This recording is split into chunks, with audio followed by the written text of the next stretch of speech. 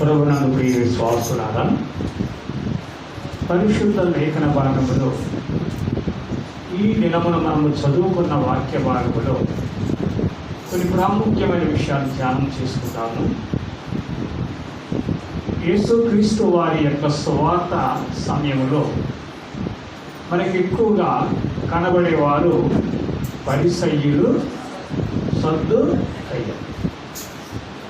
కనుక పరిసయ్యులు, సద్దుకయ్యులు ఈ రెండు వర్గాలలో కూడా ఉన్న తేడా ఏమిటంటే, పరిసయ్యులు అనేవారు పునరుద్ధానం ఉన్నదని నమ్ముతారు.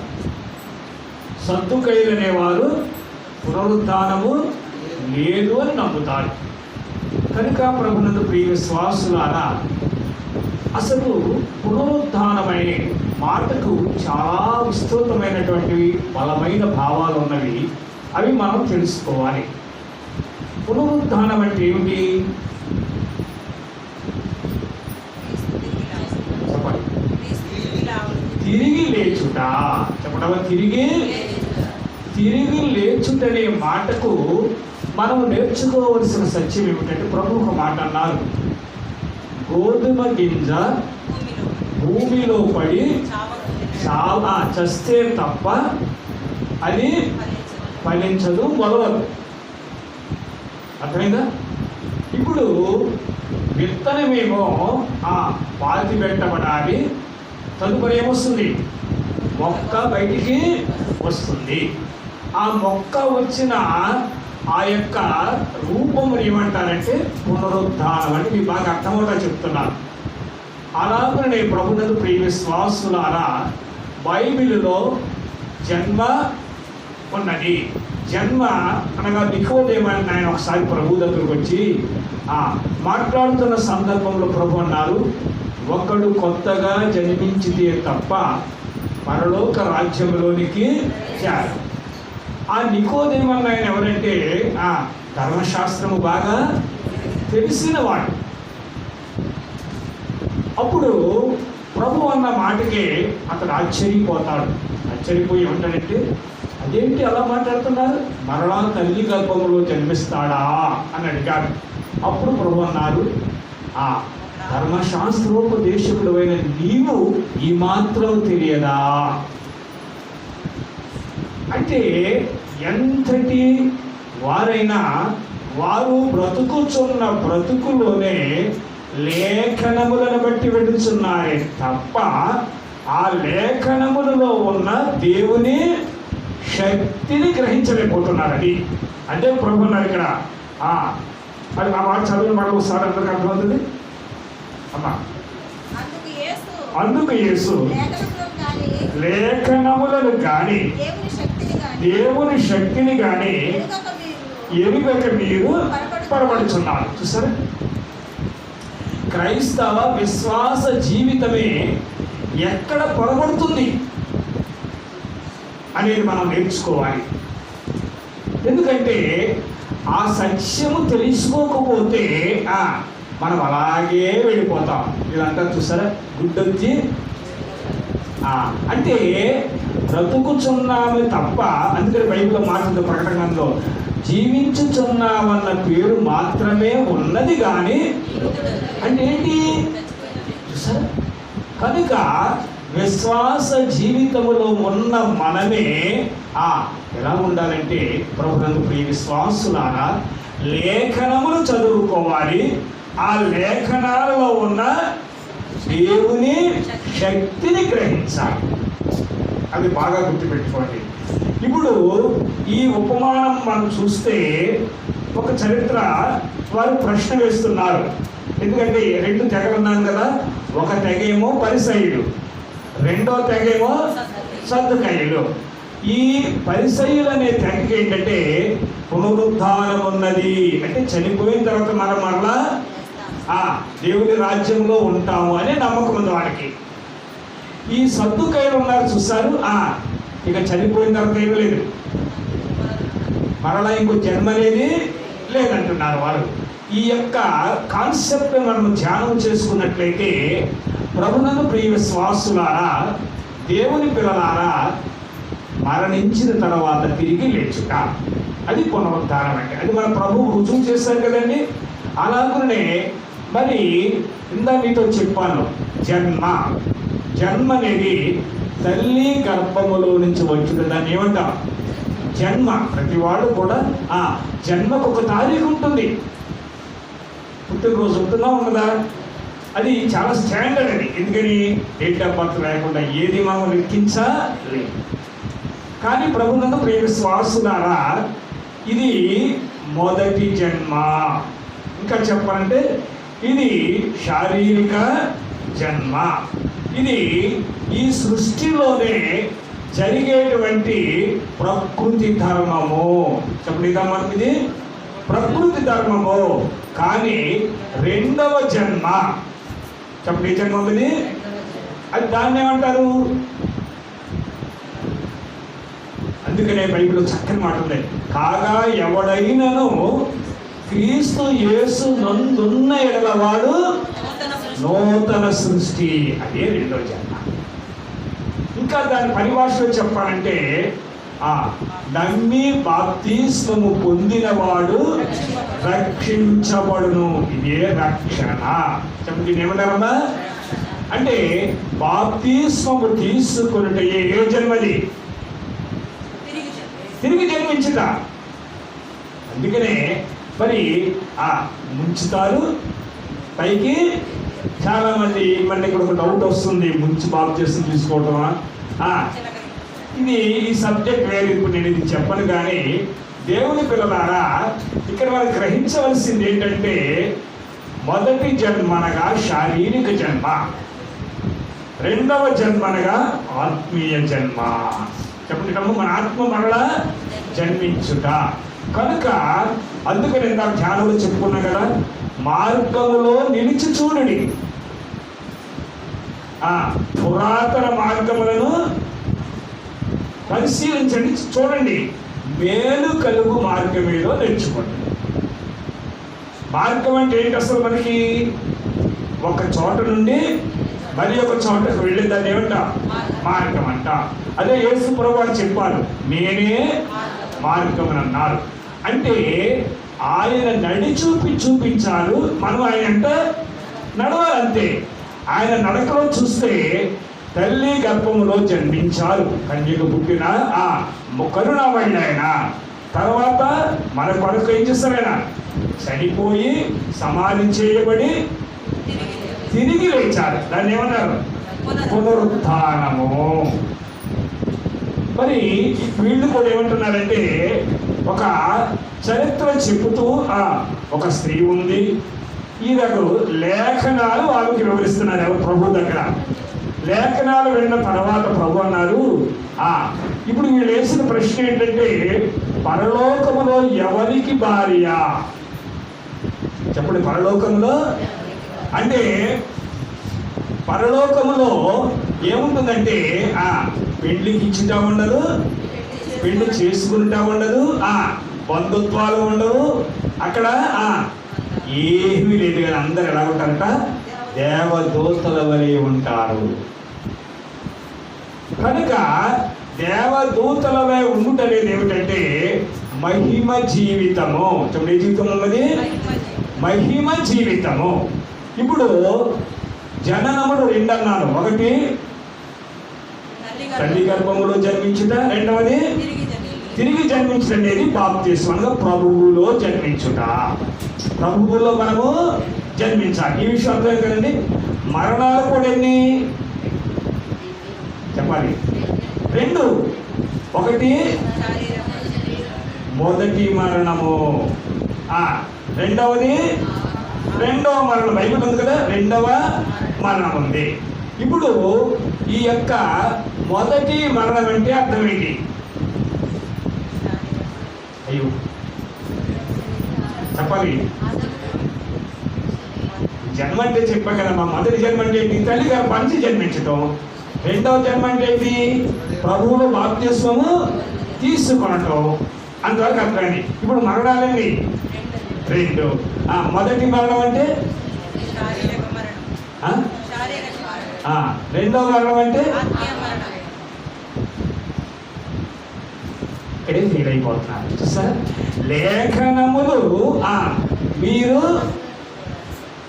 లేఖనములలో ఉన్న దేవుని శక్తిని గ్రహించలేకపోతున్నారు అన్నారు అందరూ బైబిల్లో. ఇప్పుడు చూడండి, మొదటి మరణం అనగా చాలా మంది ఎక్కడ పొరపాటు పడిపోతున్నారంటే శారీరక మరణం అంటున్నారు. రెండో మరణం అనగా ఏమన్నారు? ఆత్మీయ మరణం అంటున్నారు. మరి ఇక్కడ మనం ఫెయిల్ అయ్యామా లేదా? ఎలా ఫెయిల్ అయ్యామో చూడండి. యేసుక్రీస్తు ప్రభు వారు లాజరు సమాధి దగ్గర ఒక మాట అన్నారు. మన సహోదరుడైన లాజరు చెప్పాలి అక్కడ యాయూరు కుమార్తె చనిపోయినప్పుడే అక్కడికి యేసు ప్రభు వారు వెళ్ళేమన్నారు? ఈ చిన్నది జగత బైబిల్లో. ఇంకా దేవుని పిల్లలారా, ఇప్పుడు యేసుక్రీస్తు వారి యొక్క మాటలను బట్టి మరి చనిపోవడం అనేది ఏమంటారు? మరణం అంటారా? మరి మీరన్నారు కదా, మీరు ఏమన్నారు?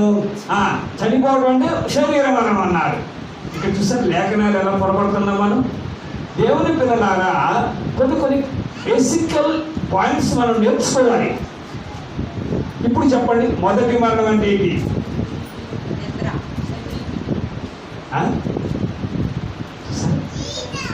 ఇప్పుడు చూడండి, బైబిల్లో మాట ఉంది, ఆదాము తిను దినమున నిశ్చయముగా చచ్చిపోయాడు. ఆదాము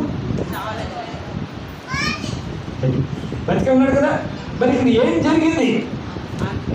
లేఖనాలే చెప్పారు. ప్రభు ఏమని? ఆదాము తిను దినమున నిశ్చయముగా నీవు. ఇది లేఖనమా కాదా? మరి లేఖనము భావస్ఫూర్తికి వచ్చేటప్పుడు మనకి ఏమర్థమవుతుంది? ఎప్పటికైనా ఆదాయం చచ్చిపోతాడేమో అనుకుంటున్నాం మనం. అంటే కాదు. ఇక్కడ మరణము అనగా మొదటి మరణం ఎవరికంటే శరీరానికి కాదు. ఎవరికి? ఆత్మ. బాగా గుర్తుపెట్టుకోండి. పాలసీక శరీరానికి కాదు, దేనికి? ఆత్మకు. ఇప్పుడు అర్థమైంది, అర్థం కదా? ఇప్పుడు ఆత్మను చంపేదేది? జన్మనిచ్చేది తల్లి, మొదటి జన్మది. మొదటి మరణం అంటే ఆత్మ చనిపోతుంది. ఆత్మను చంపేదేది? అమ్మా వాక్యం చెప్పలేను ఎలాగైతే. అక్కడ బయటకైనా తీసుకెళ్ళండి, లేకపోతే మీకు కాలుగా వినండి అంతే. ఆ పాయింట్ మీకు అర్థం ఉందా? ఇప్పుడు మొదటి మరణం అంటే తిను దినమున నిశ్చయముగా చచ్చదు అన్నాడు ప్రభు. కానీ ఆదాము శారీరక రీతికి ఎలా ఉన్నాడు? ఆయన బతికే ఉన్నాడు. కానీ చనిపోయింది ఏంటి? ఆత్మ. బాగా గుర్తుపెట్టుకోండి. ఇప్పుడు దీనికి సరైన ఆన్సర్ ఏంటంటే పాపము వల్ల వచ్చు జీతము. గతంగా అర్థం కదా, పాపము వల్ల వచ్చు జీతము మరణము. కనుక ప్రభునందు ప్రియ విశ్వాసులారా, దేవుని పిల్లలారా, ఈ పాపము వల్ల చనిపోయేది మరణం అంటే ఏది? ఆత్మ. ఇప్పుడు చెప్పండి, మొదటి మరణం అంటే ఏంటి? ఆత్మీయ మరణము. మరి ప్రాణం పోవటం అన్న దాన్ని ఏమంటారు? అయ్యో నిద్ర. యేసు ప్రభు వారు చనిపోయారు, మరణించారు అనేది ఎక్కడ ఉండదు. ఆయన తన ప్రాణమును విడిచెను, అవునా కదా? కనుక ప్రభునందు ప్రియ విశ్వాసులారా, లేఖనముల విషయంలో మనం ఏం కాకూడదు, పొరబడకూడదు. ఇప్పుడు మొదటి మరణం అంటే ఆత్మకు వచ్చే మరణం. ఏమన్నారు? మొదటి మరణం అంటే పాపము వల్ల ఏం చచ్చిపోతుంది. అప్పుడప్పుడు మీకు కోపం వస్తే ఏమని తిడతారంటే అరే చచ్చినోడా అంటారు. ఆ మాట వాడతారా వాడరా? ఏంటారా అప్పుడు నాలుగు అనుకోని వదిలేండి, ఏమి డిస్టర్బ్ చేయండి, మనం ఏం చేయగలుగుతుంది? అర్థందా? మరే చచ్చినోడు అంటారు. అంటే అర్థం ఏంటి? చచ్చిపోయి మా కళ్ళ ఉందాడు మాట్లాడే అంటే ఏంటి? చచ్చిపోయింది అక్కడ ఆత్మ, అవున కదా? మరి ఆత్మీయ జీవనం కలిగిన వాడైతే చెడు పనులు చేయరు కదా. ఏదైనా చెడ్డ పని చేస్తే మాట అంట, ఒరే నీళ్ళు మంచి చచ్చిపోయింది, వాళ్ళకి ఆత్మ చచ్చిపోయింది లేక అక్కడ అర్థం. ఇక్కడ ఎందుకు చెప్తున్నానంటే కొందరు కాన్సెప్ట్ తెలుసుకోవాలి. అందుకని ప్రభువు చెప్పిన మాట ఏంటంటే, లేఖనములు మీరు పొరబడుచున్నారు. మరి ఎక్కడ పొరపాటు చేస్తారో అది చాలా ఇంపార్టెంట్. సరే, మొదటి మరణం అనగా పాపం వల్ల వచ్చే జీతము మరణము. మరి రెండో మరణం అంటే అది అసలు శరీరము సమాధికి వెళ్ళిపోవడం అనేది అది మరణము కానే కాదు. బైబిల్లో మన కీర్తన పుస్తకాలు పాడుకుంటే ఎక్కువ ఇవని మరణము కాది బాధ మార్గము విని చనిపో ఉందా లేదా? ఎన్నిసార్లు పాడుంటారా పాట?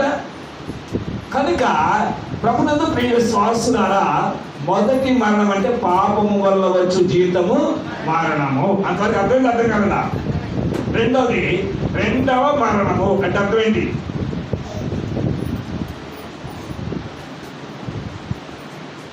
అగ్ని ఆరదు పురుగు ఉందా కదా బైబిల్లో? అగ్ని ఆరదు పురుగు చావు అంటే ఏంటి? ఇక్కడ అగ్ని ఏంటి, పురుగు ఏంటి?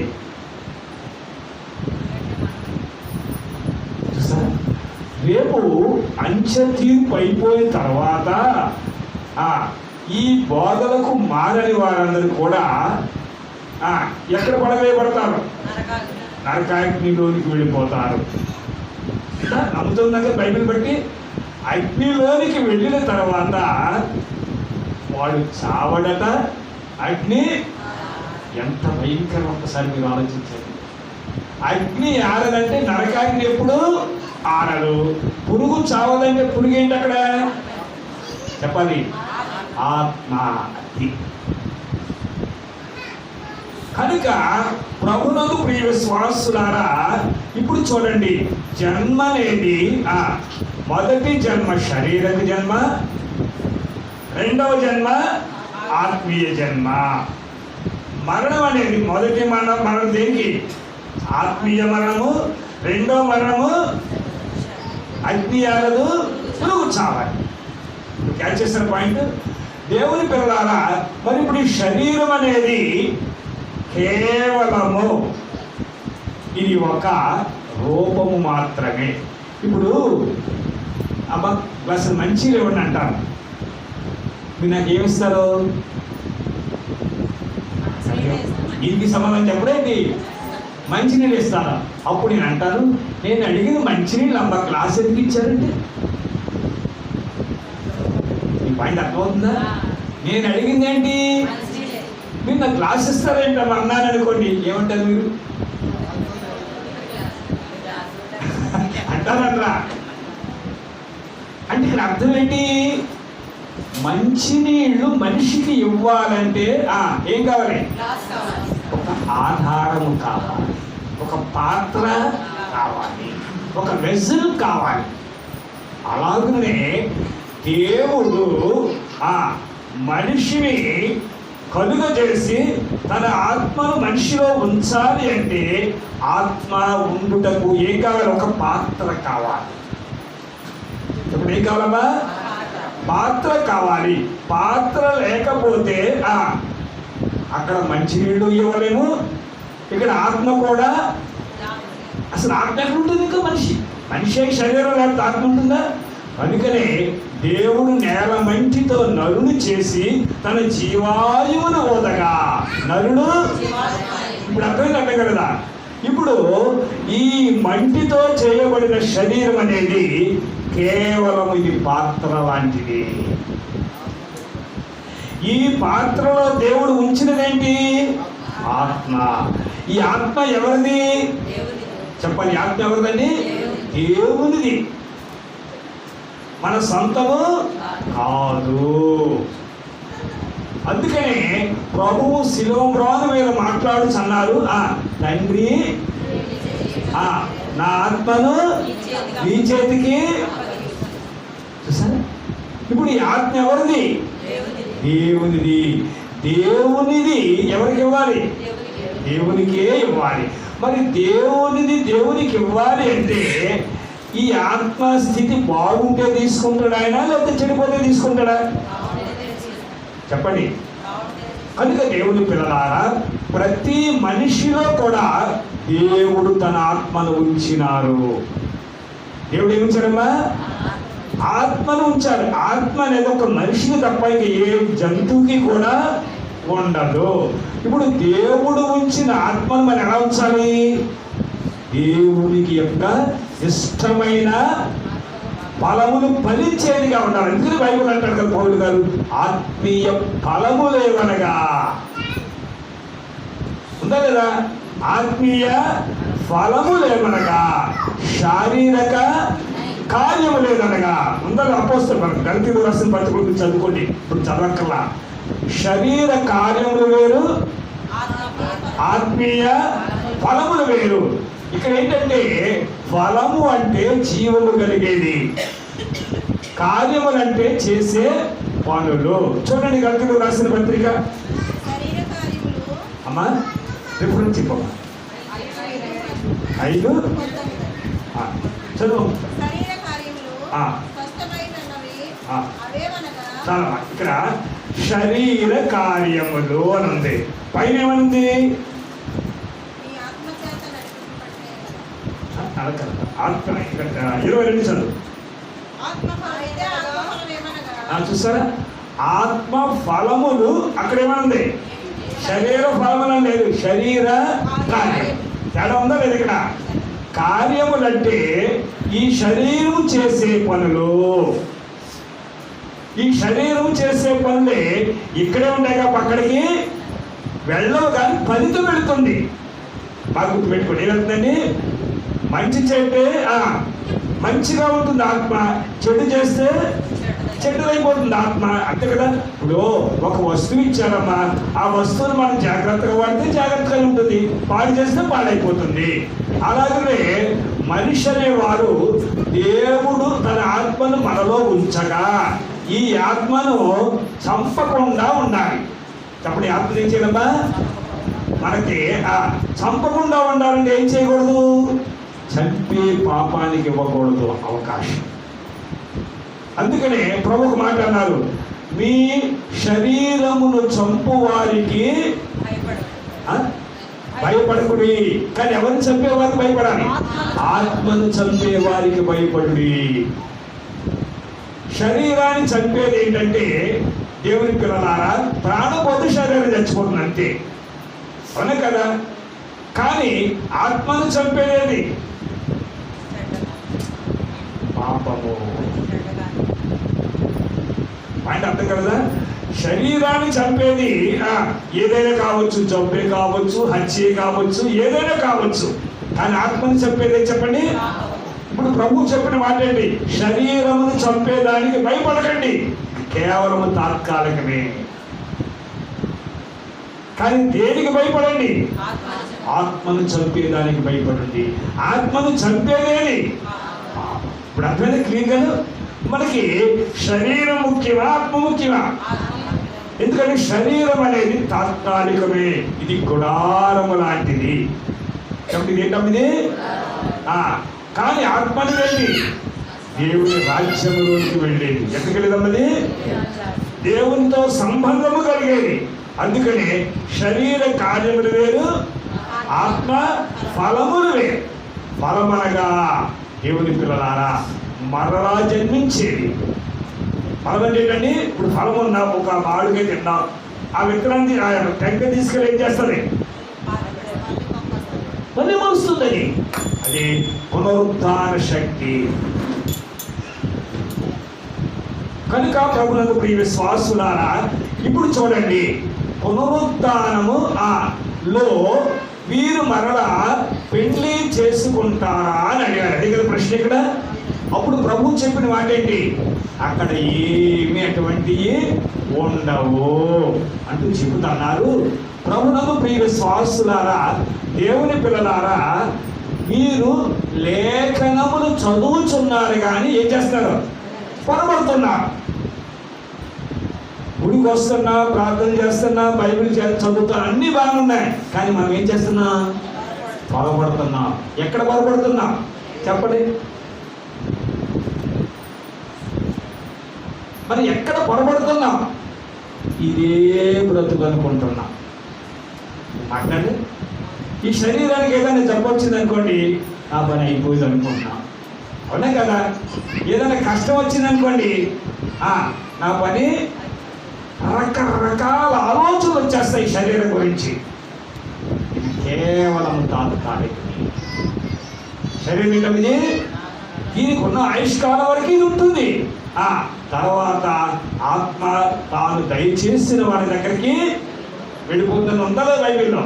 కనుక ప్రభునందు ప్రియ విశ్వాసులారా, దేవుని పిల్లలారా, ఇక్కడ మనం గ్రహించవలసింది ఏంటంటే, శరీరం అనేది తాత్కాలికమే అని, ఆత్మ అనేది శాశ్వతమైనది. ఆత్మ అనేది కదా శాశ్వతమైనది.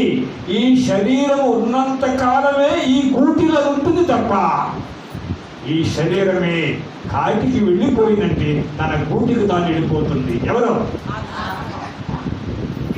బాగా గుర్తుపెట్టుకోండి. కనుక ఇప్పుడు మనం అనుకున్నాం కదా చనిపోయాడు అనుకుంటా.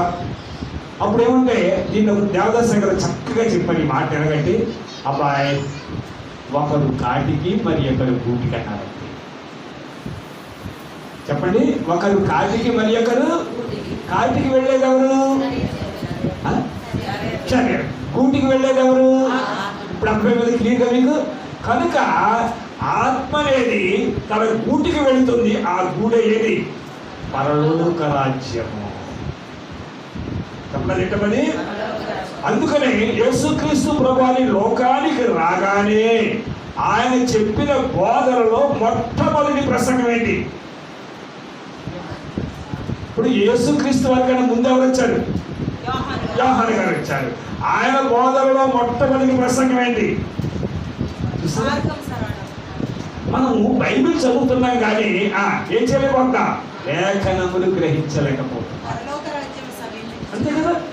యోహాను గారి యొక్క మొట్టమొదటి బోధేది పరలోక రాజ్యము మారు మనస్సు పొందండి. యేసుక్రీస్తు వారి బోధేంటి? ఆయనంతే, పరలోక రాజ్యము సమీపించినది. ఏం చేయండి? మారు మనస్సు పొందుడి. ఇద్దరు బాధ ఒకటే, గుర్తుపెట్టుకోండి. ఇద్దరు బాధ.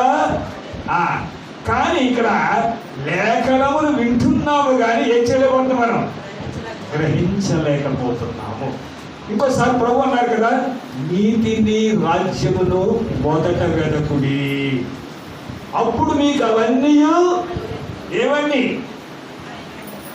ఏమి తిందుమా, ఏమి త్రాగుదుమా, ఏమి ధరించుకుందుమా, ఎలా నివసించాలి, ఇవన్నీ దేవుడు ఇచ్చేస్తారట. ఇవన్నీ దేనికి ఉపకారం? శరీరానికి. అవును కదా? కానీ మనకు కావాల్సింది ఏంటంటే నీతిని రాజ్యమును వెతకాలి. బాగా గుర్తుపెట్టుకోండి. ఏం చేయాలమ్మా? కనుక నీతి రాజ్యం అనే ఆ రెండూ ముఖ్యమా? లేకుంటే మరి ఏమి తిందుము, ఏమి త్రాగుదము, ఇది ముఖ్యమా? మరి మనం ఎంత పొరపాటుగా జీవిస్తున్నాం? కొంచెం ఆలోచించండి. ఈవేళ ఏం కూర? సహజమే, ప్రతి మనిషికి బలహీనత ఉంటుంది, కాదని ఎవ్వనంట్లా. కానీ దేవుని పిల్లలారా, ఇది కాదు. ఏం కాదు? మెయిన్ మొట్టమొదటిగా ఎదగవలసిన ఆయన రాజ్యమును నీతి. ప్రభునందు ప్రియ విశ్వాసులారా, ఆయన నీతిని రాజ్యమును వెతుకునే ప్రభు ఇంకో చక్కని మాట చెప్పారు. ఆకాశ పక్షులను చూడుడి, అవి విత్తవు, అడవి పూలను చూడుడి. ఎంత చక్కగా చెప్పారండి. వాటిని పోషించుచున్న దేవుడు మిమ్మల్ని పోషించలేడా? కనుక ఇప్పుడు మనమే ఈ శరీరాన్ని పోషించుకోవాలంటే అది దేవుడు ప్రకృతిలో అన్ని మనకి వాటికి ఇచ్చినట్టే మనకు కూడా చనికన్నారైనా వాటికంటే మీరు శ్రేష్ఠులు కాదా? ఇప్పుడు ఆయనకి పక్షులు శ్రేష్టమైన మన శ్రేష్టమైనదా? మరి మన వాటికి ఆహారం పెట్టుచున్న దేవుడు మనకు పెట్టడా? ఒక పక్షి ఉందండి, తెల్లవారగానే చక్కని కోతలతో దేవుని స్తుతిస్తూ ఎక్కడికి వెళ్ళిపోతుంది? ఆహారం వెళ్ళిపోతుందా లేదా? దానికి ఎక్కడ ఏ గింజ ఉండాలో, ఎక్కడ ఏ ఫలం ఉండాలో, ఎక్కడ ఏది కావాలో సృష్టిలో దేవుడు ఏం చేస్తాడు? అభిరుచి పెట్టేశాడు. ఇది వాస్తవా కదా? ఏమా మరి వాటికే అంతటి స్థితిని ఇచ్చినప్పుడే మనకి ఇవ్వడా దేవుడు? కానీ మన యొక్క ప్రయాస, మన యొక్క కృషి అంతా కేవలం శరీరము కొరకే. ఇది ఎవరిమైనా చేస్తున్నా, నేనే కాదు, మీరే కాదు, ఎవరిమైనా. కానీ ఎక్కువ టయాన్ని దేనికి మనం కేటాయించేస్తున్నా? శరీరములకి. ఇదే ముఖ్యం అనుకుంటున్నా, ఇదే శాశ్వతం అనుకుంటున్నా, ఇదే మనకి ప్రభునందు ప్రియ విశ్వాసులారా సర్వస్వం అనుకుంటున్నారు. కానీ కానే కాదు. మనకు ముఖ్యమైనది ఏది? ఆత్మ. ఈ ఆత్మ ఏం చేయాలంటే కాపాడుకోవాలి. ఈ ఆత్మకి ఏంటంటే కొన్ని ఫలాలు ఫలించాలి. ఆ ఫలాలే ప్రేమ, సాత్వికము, సంతోషము, దీర్ఘశాంతము, సభ, ఇవన్నీ కూడా మనలో ఫలించాలి. మనలో ఫలించాలి. మనలో ఫలించవలసిన ఫలాలు ముఖ్యం తప్ప మనం చేసే కార్యములు మాత్రము, అందుకని శరీర కార్యములేవనగా ఆ పనులు ఏం చేస్తాయంటే మన యొక్క ఆత్మీయ జీవితాన్ని దేవునికి దూరము చేసేస్తున్నాయి. కనుక నేను సాధారణంగా ఎక్కువ ధ్యానం చేసుకున్నప్పుడే దేవాన్ని ప్రార్థన చేస్తాను. ఫస్ట్ ఎవరైనా దేవంటావా? దేవాన్ని పిలవగానే ఎవరు రావాలి? అంతేకాదు, ఎవరైనా పిలిచామనుకోండి వాళ్ళు వస్తారా రారా? నన్ను పిలిచారనుకో నేను వెళ్తానా వెళ్ళనా? కనుక ఆయన పేరు దేవుడు. కానీ మన పిలుపులో ఏమని పిలుస్తా అంటే ఆయన రావాలా రావద్దా? అంటే పోరు మనమంటే పిలిస్తే వెళ్ళకపోవడమే, కానీ ఆయన పిలిస్తే వస్తాడా రాలా? మరి ఆయన వచ్చినప్పుడు మన ముందు నిలబడ్డారు అనే విశ్వాసం ఉండాలి, ఉండదా? ఆయన నిలబడినప్పుడే ఆయనకి మనకి ఏముండకూడదు. అవునే కదా? ఇప్పుడు మీరు నన్ను పిలిచారు, నేను ఇక్కడికి వచ్చాను, మాట్లాడతాను. నేను ఏదైనా నేను గోడవతుడు, మీకు గోడవతుడు మాట్లాడతానా? కారణం ఏంటి? We must have a conversation. మాట్లాడుకోవాలంటే మంచిది ఉండకూడదు, అడ్డుండకూడదు. మరి దేవుడు మన దగ్గరకు వచ్చినప్పుడు, మనము దేవుని దగ్గరికి వెళ్ళినప్పుడే ఆయనకి మనకు ఏముండకూడదు. కానీ ఏముంటున్నాయి? బైబిల్లో చక్కని మాట ఉంది, మీ పాపములు మీకును నాకును అడ్డుగా ఉన్నాయి. సరే, ఎంత స్పష్టమైన లేఖనాలు ఉన్నాయి బైబిల్లోను. కానీ లేఖనాలు మనం ఏం చేయలేకపోతున్నా? గ్రహించలేక దేవుని శక్తితో అర్థం కాకుండా. కనుక దేవునికి మనకి మధ్య పొరపొచ్చులు ఉండకూడదు, అడ్డుండకూడదు. మనమే చదువుగా మాట్లాడాలి. ఆయన మనకి ముచ్చటగా మనకి ఏం చెప్పాలి? జవాబు చెప్పాలి. ఇదే సహవాసం అన్నారు. ఏమన్నారండి? అందుకని బైబిల్ మనకు ఆరాధన పుస్తకం మాట ఉంది, పరిశుద్ధుల సహవాసమును, పునరుద్ధానమును, నిత్య జీవమును గలవని. సరే, ఎంత చక్కని మాట. పరిశుద్ధుల సహవాసము, రెండవది పునరుద్ధానము, మూడవది. ఈ మూడు అనుభవాలు కూడా మనకు కావాలి అంటే ప్రభునందు ప్రియ విశ్వాసులారా దేవునికి మనకి ఏమండకూడదు, అడ్డమండకూడదు. ఇప్పుడు మన వాక్యంలో చూసినట్లయితే లేఖనములను మీరు చదువుచున్నారు కానీ అర్థం చేసుకోవడం ఏం చేస్తారు, పొరబడుచున్నారు. అందుకనే బైబిల్లో ప్రభు చెప్తున్నారు కదా, అక్కడ చదవమా, అదే మత్తయి సువార్తలు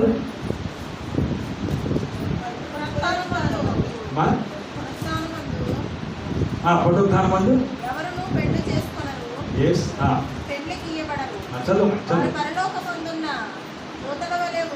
పరలోకమందున్న దీన్ని ఏమన్నారంటే మహిమ శరీరము. శరీరం ఇది. Very good. నెక్స్ట్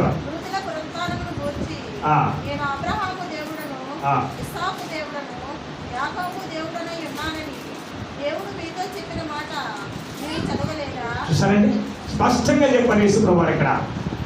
మృతుల విషయంలో దేవుడు చెప్పిన మాట ఏమిటంటే, నేను అబ్రహాము దేవుడను, ఇస్సాకు దేవుడను అని మీరు చదవలేదా బైబిల్లోను? మీ గ్రంథాల్లో చదవలేదా? మీరు లేఖనాలు చదవలేదా అని అడిగారు లేదు ఇక్కడ. మరి ఇప్పుడు అబ్రహాము దేవుడను, ఇస్సాకు, యాకోబు దేవుడు. మరి ఇప్పుడు అబ్రహాం గారు ఉన్నారా? ఆయన ఎప్పుడో చనిపోయారు కదా. మరి ఇస్సాకు గారు ఉన్నారు, యాకోబు గారు ఉన్నారు, వాళ్ళు ఏమైపోయారు? కానీ దేవుని పిల్లలారా, నేను ఎవరి దేవుడు అంటాడు ఆయన? అబ్రహాము దేవుడను, ఇస్సాకు దేవుడను, యాకోబు దేవుడని. అంటే ఇక్కడ అర్థం ఏంటంటే, అబ్రహాము విశ్వాసము ద్వారా జీవించాడు, యాకోబు వాగ్దానం ద్వారా జీవించారు. అవునా కదా? ఒక్కొక్క భక్తులలో ఒక్కొక్క ప్రత్యేకత ఉన్నది.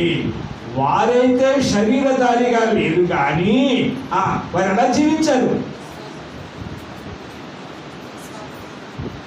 విశ్వాసముతో జీవించారు. ఇప్పుడు అబ్రహాము గారికి ఏమని పేరు? విశ్వాసులకు తండ్రి. అంటే విశ్వాసమున్నంత కాలము ఆయన ఏమై ఉన్నారు?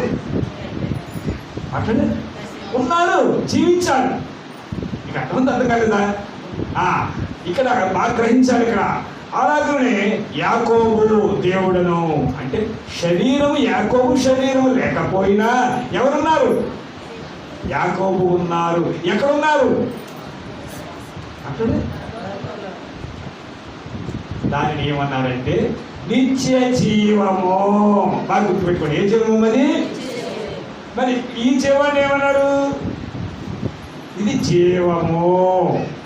శరీరములో ఉన్నంత కాలము దాన్ని ఏమంటారు? జీవము. ఆ శరీరమును విడిచిన తర్వాత దాన్ని ఏమంటారు? నిత్య జీవము. ఇప్పుడు క్లియర్ అయిందండి అందరికీ. కనుక ప్రభువునందు ప్రియ విశ్వాసులారా, దేవుని పిల్లలారా, వీరందరూ కూడా నిత్య జీవములో ఉన్నారు. కనుకనే ప్రభువు చెప్పిన మాట ఏమిటంటే, నేను అబ్రహాము దేవుడను, ఇస్సాకు, ఇంకా సరే. అసలు అంత గొప్ప ఆధిక్యత. మరి రేపొద్దున్న మనలను గురించి కూడా ఏం చెప్పాలి? దేవుడు చెప్పాలి. ఏమని? నేను ఈ అమ్మాయి దేవుడిని, ఇజ్రాయెల్ గారి దేవుడిని, రాజు గారి దేవుడు అని ఎవరు చెప్పాలి? వాక్యం కానిది, లేఖనాలే కానిది. మరి అలా చెప్పాలంటే మనం ఎలా జీవించాలి? విశ్వాసముతో జీవించాలి. అర్థం తప్పే కదా. విశ్వాసంతో జీవించాలి. కనుకనే అక్కడే ఇక పునరుత్థానం లేదు, నిత్య జీవమే. నిత్య జీవంలోనే మన పేరు పిలవబడాలి. ఎవరి ద్వారా? దేవుని ద్వారా. ఇప్పుడు సభ జరుగుతున్నాం. ఇప్పుడు పరలోకంలో 7 ఏళ్ల విందు ఉందా లేదా? 1000 ఏళ్ల పాలన ఉందా లేదా? పలానా పేరు పెట్టి మనం పిలుస్తారో పిలవరా? ఎవరో విశ్వాసం పిలుస్తారు లేదా? ఇప్పుడు నీకు ఒక బాగా అర్థంగా చెప్తాను. అబ్రహాము మన ఎవరో ధనవంతుడు చనిపోయాడు, అవునే కదా? లాజరేమో ఎక్కడికి వెళ్ళిపోయాడు? ఇప్పుడు ధనవంతుడు ఎక్కడికి వెళ్ళిపోయాడు? చూస్తున్నాడా లేదా? ఎవరిని అడిగాడా లేదా? ఏమని? అబ్రహామా, అయ్యా లాజరుని పంపించాను అన్నాడు. అంటే ఏంటి? అక్కడ మనుషులు, అక్కడ ఆత్మ ఉంది. ఏ ఆత్మ? అబ్రహాము గారి యొక్క పిలిచాడా లేదా? నేను ఎందుకు చెప్తున్నానంటే తనకు ఉన్నటువంటి స్థాయి అది. నిత్య జీవంలోనే మనం జీవిస్తాము. ఇక చావు లేదు, తిరగటం అని మనం పునరుద్ధానం పొందడం కూడా లేదు. కనుక ప్రభు చెప్పిన మాట ఏంటంటే పునరుద్ధానమే. అక్కడ ఉండదు. మనం అక్కడికి వెళ్ళిపోయిన తర్వాత ఇక ఆయన భార్య, ఈయన భార్య, ఇతను ఎవరి భార్య అనేది ఉంటుంది. అక్కడ నో రిలేషన్షిప్. ఆయన వరుడు, మనము అంతే. అక్కడ ఉన్న బంధుత్వం ఏంటి మనకి? ఆయన వరుడు, మనము వధువు. కనుక ప్రభునందు ప్రియ విశ్వాసులారా, లేఖనములలో పొరబడకండి. లేఖనములు చదువుచున్నాము. ఎక్కడ పొరపాటు పడుతున్నారు? మీకు ఇంకొక విషయం కూడా మీకు బాగా అర్థంగా చెప్తాను. గత వారం చెప్పాక మీకు పట్టబడిన స్త్రీ విషయంలో వాళ్ళ లేఖనాలు పొరబడ్డారా లేదా? ఏమని? ఈమె పాపం చేసింది కనుక చంపేనన్నారంటే అక్కడ పొరపాటు జరిగిందా లేదా? కానీ ప్రభు చంపనిచ్చాడా? చంపవలసిందేంటి? పాపాన్ని. అది చంపవలసిందేంటి? మనిషిని కాదు. కనుక ప్రభునందు ప్రియ విశ్వాసులారా, లేఖనములు పొరబడే వారు చేసే పనులు ఉంటాయి. అంటే పాత నిబంధన అంతా కూడా లేఖనములు చదివారు కానీ పొరపాటుతోనే బ్రతికారన్నమాట. కానీ ఆ పొరపాట్లు జరగకుండా చేయటానికి ఆయన ఈ లోకానికి వచ్చి బోధించారు. ఇంకొక చోట అంటారు, ఇలా చూడండి, మీరు వ్యభిచారము చేస్తే పాపం అన్నారు. ఉండదు బైబిల్లో. నేను చెప్పినదేమనగా ఉండదు బైబిల్లో. ఈయనేమని చెప్పారు? మోహపు చూపు చూస్తేనే పాపం అన్నారు. అక్కడేమో చేస్తే పాపం అన్నారు, ఇక్కడ ఏమన్నారు? చూస్తే పాపం అన్నారు. ఇప్పుడు లేఖనాలు వాళ్ళు ఒకలాగా అర్థం చేసుకున్నారు, ప్రభు ఏమో ఒకలా చెప్పారు. మీకు అర్థం కాలేదా? ఇప్పుడు తేడా వచ్చిందా లేదా? కనుక దేవుని పిల్లలారా, మనం గ్రహించవలసింది ఏంటంటే అక్షరము చంపును, తర్వాత మనం చెప్పాలి, ఆత్మ జీవింప చేయును. ఉందా బైబిల్లో? అక్షరము చంపును, ఆత్మ. కనుక అక్షరార్థముతో జీవించవచ్చు. మనం ఎలా జీవించాలి? ఆత్మతో జీవించాలి. కనుక ప్రభునందు ప్రియ విశ్వాసులారా, అక్షరార్థముతో జీవించకూడదు. మనం దేంతో జీవించాలి? ఆత్మతో జీవించాలి. ఇప్పుడు ఈ లేఖనాల ముఖ్యమా, లేకుంటే మనము దేవుని శక్తి ముఖ్యమా? దేవుని పిల్లలారా, అక్షరార్థం అనగా లేఖనాలు తెలుసుకోవడానికే తప్ప అది దేవుని శక్తి పడతారు.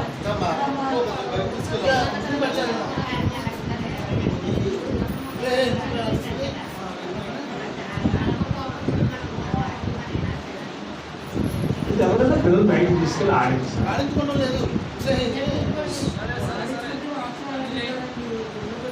వినండి. కనుక ప్రభునందు ప్రియ విశ్వాసులారా, ఇంకొక విషయం చెప్పి నేను ముగిస్తాను, ఎందుకంటే టైం లేదు కనుక. యెషయా గ్రంథము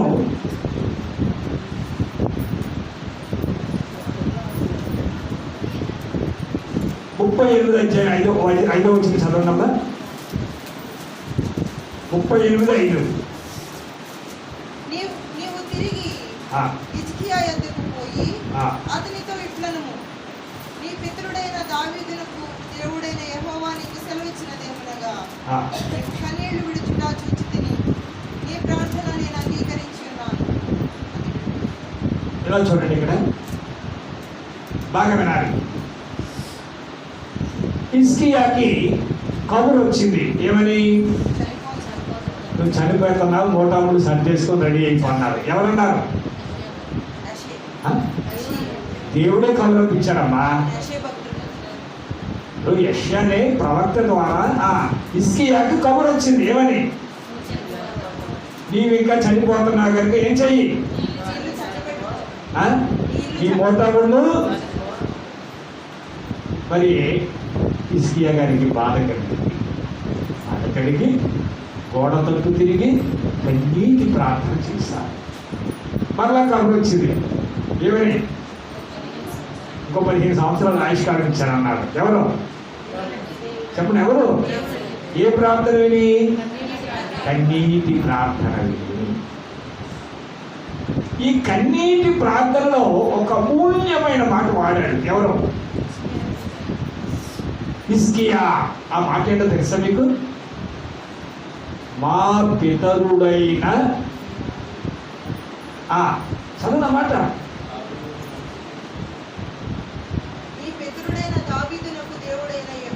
ఆగండి, ఇక్కడ ఈ మాట ఎవరన్నారు?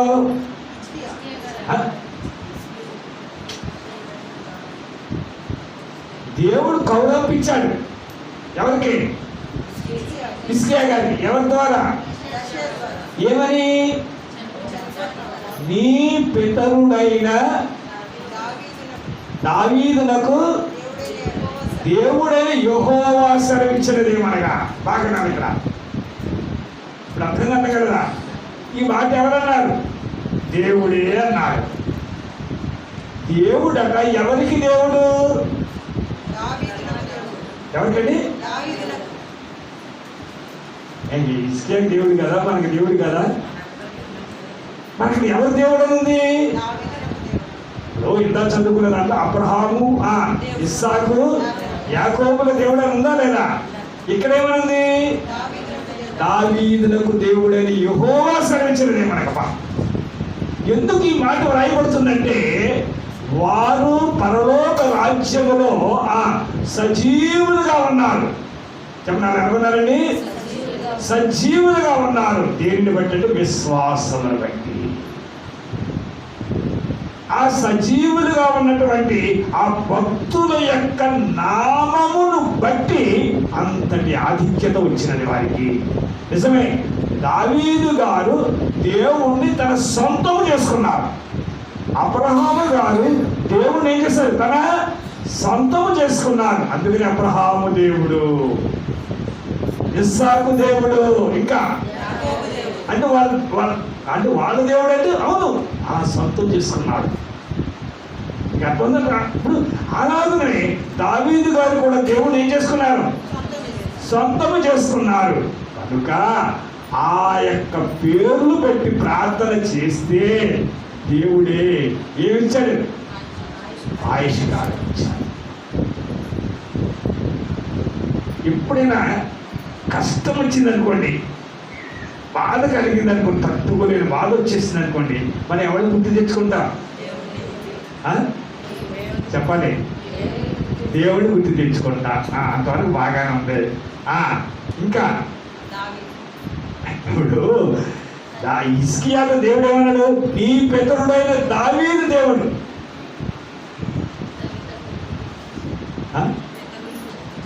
మీరు నమ్మండి నమ్మకండి, పితరులను గుర్తు తెచ్చుకున్నట మనకి ఎంత దీవునో తెలుసా? అవునా కదా? ఇక్కడ హిజ్కియాకి ఏమో హిజ్కియా ఎవరిని బట్టి ఆయుష్కాలం పొందాడంటే రిఫర్ టు ది దావీదు. దావీదు ముఖము చూచి నిన్ను బ్రతికించాడు. అదే నాకు అర్థం. మాట్లాడే, నేను ఎవరి ముఖం చూసి? అందుకని నీ పితరుడైన దావీదులకు దేవుడు సెలవిచ్చాడు. 15 సంవత్సరాలు బతుకుతున్నాడు. అక్కడ రిఫరెన్స్ ఎందుకు ఇచ్చాడు ఆయన దేవుడు? వారి ముఖము చూసి. అంటే బహుశా దావీదు కదా అక్కడ విజ్ఞాపన చేస్తున్నారు. ఎవరి గురించి? హిజ్కియా గురించి. నాయన మంచి రాజు కదా, చక్కని పరిపాలన చేశారు కదా, ఆ వ్యక్తిని చంపేయడం బాగుందో నాయన? బాగా వినాలి. చేయబట్టి ఎవరి ముఖము చూచి దేవుడు హిజ్కియాను బతికించాడు. అవునా కదా? అలాగునే మనకు కూడా బంధువులు ఉన్నారు. ఎక్కడ చెప్పరే? అందుకని చౌదరి పురుషోత్తమ గారు రాస్తున్నారు, యెహోవా మా తండ్రి కాడా, యేసు మా అన్న కాడా, ఆది అపోస్తలులు మా బంధువులు కారా. ఎంత చక్కని కీర్తనండి. అంటే మనకు బాధలు కష్టాలు వచ్చుచున్నప్పుడే మన బంధువులు మన కొరకు కూడా దేవుని దగ్గర ఏం చేస్తున్నారు? వరం పెట్టుకుంటున్నారు. అందుకనే కాస్త కోస్తో మనం బ్రతికి పట్టగలుగుతున్నాం. మీరు అనుకోవచ్చు నా ప్రార్థన వినేశారు కాదు కాదు. మన పక్షముగా ఎవరున్నారు? ప్రభునందు విశ్వాసం. అందుకని దేవదాసయ్య గారు కీర్తన రాస్తూ భయపడరాదు క్రీస్తు విశ్వాసాన్ని రాస్తూ పరలోక పటాలము మన కొరకు ప్రార్థన చేయుచుండగా కీడు తుముకి నీ మీదికి ఆగలదా. మరి ఏదని గుర్తు తెచ్చుకుంటా మనం తనని అరకేసి కొట్టుకుని ఎడుతున్న తప్ప మనకి ఇంకేమీ రావు.